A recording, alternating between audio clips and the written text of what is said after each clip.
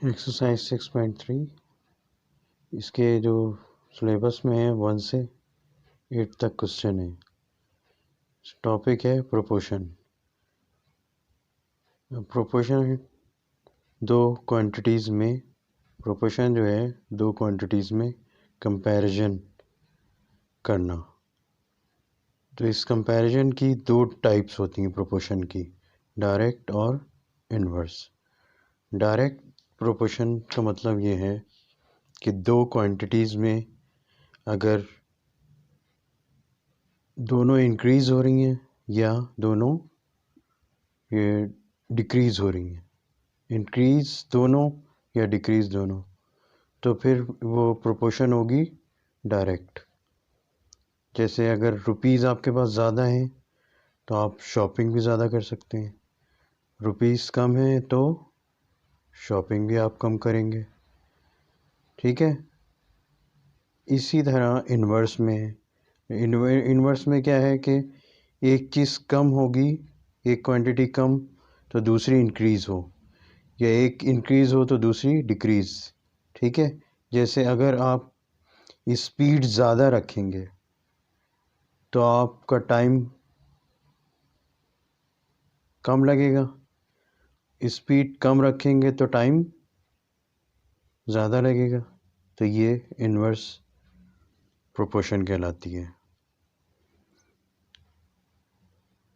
अब इसके कुछ क्वेश्चन भी करेंगे पहले, लेकिन एक और चीज़ इसमें समझ लें, इस प्रोपोर्शन को हम इस फॉर्म में लिखते हैं। ये रेशो वाली तो आपको पता है, रेशो, ये दो रेशो हैं और ये इक्विवेलेंट का साइन है, ये डबल जो डॉट है, ठीक है, 4 डॉट जो हैं। अच्छा, इसमें एक रेशो, एक फार्मूला ये है कि ये जो है ये एक्सट्रीम कहलाते हैं, ये दो बाहर वाले, और ये मीन, ये बाहर वाले एक्सट्रीम और ये अंदर वाले मीन। इनका प्रोडक्ट, एक्सट्रीम का प्रोडक्ट होता है, एक्सट्रीम का प्रोडक्ट होता है बराबर होता है मीन के प्रोडक्ट के, ठीक है। अच्छा, इस रेशो को हम इस तरह भी लिख सकते हैं, 2/3 पहले बताया था आप, इक्वल टू अभी मैंने बताया इक्विवेलेंट साइन है, इसको भी हमने वैसे ही लिख लिया अपॉन की शक्ल में, ठीक है। उसके बाद अगर हम क्रॉस मल्टीप्लाई करें, क्रॉस यानी 2 को x से और दूसरी साइड 3 को 20 से, ये 2x हो जाएगा और ये 60 हो जाएगा, और x इज इक्वल्स टू, ये 2 मल्टीप्लाई हो रहा था वहाँ जाके डिवाइड, तो x कितना आ जाएगा, कटिंग करके 30, ये x की वैल्यू आ गई। ओके, इसी पैटर्न पर पहला सवाल अभी हम करेंगे नेक्स्ट वीडियो में।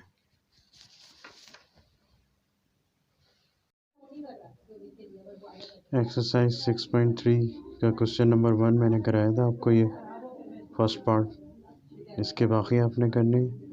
फिर क्वेश्चन नंबर 2 जो वीडियो में पूरा नहीं आया था तो उसको मैं दोबारा करवा रहा हूँ।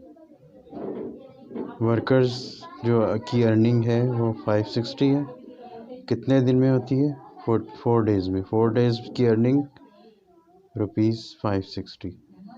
तो फाइंड करना है कि अगर 14 डेज़ हों तो कितने अर्न करेंगे वो वर्कर, कितना रुपीज़ अर्न करेंगे।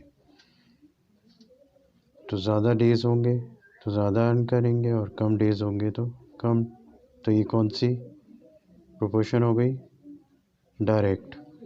डायरेक्ट का मतलब दोनों एरो सेम होंगे, तो देखें दोनों से सेम मैंने लगाए,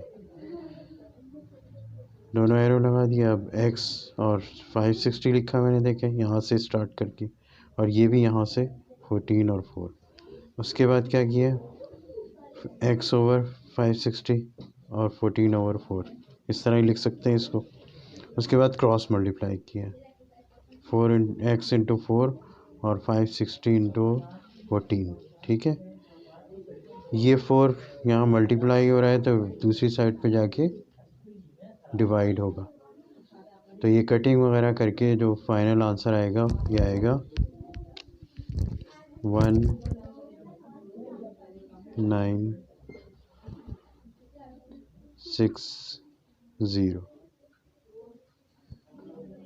ये अर्न करेंगे 14 डेज। अब इसके बाकी आपने 1 और 2 मैंने करवाए थे, अब तीसरा क्वेश्चन करना है और चौथे के भी बताऊंगा मैं। बाकी 5, 6, 7 और 8 ये करने हैं, 1 से 8 तक इसके कंप्लीट करने नीट कॉपी पर आपने।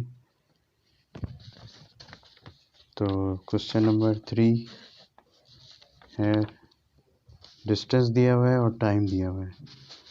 डिस्टेंस 36 दिया हुआ है तो टाइम कितना लगता है 4 आवर्स, और डिस्टेंस कितना लगेगा अगर आवर्स बढ़ा दिए जाएं, तो जाहिर है टाइम बढ़ेगा, डिस्टेंस भी कवर ज़्यादा होगा।